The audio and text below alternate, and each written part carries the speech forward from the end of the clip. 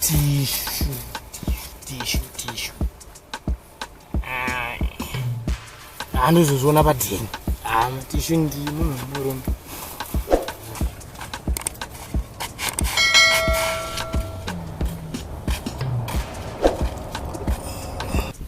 Epo.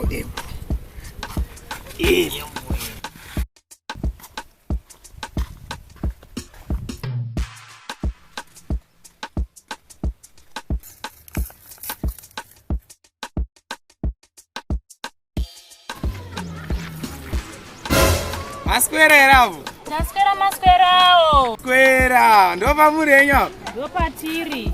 Aiwa, azvinokudzwa murumbodzura kusakurira. Kumbodzurira. Ndimuna maonyena. Chibage ichi. Aho. Andotaura kuipa Aya. Maonyenya chibage ichi muchaisha.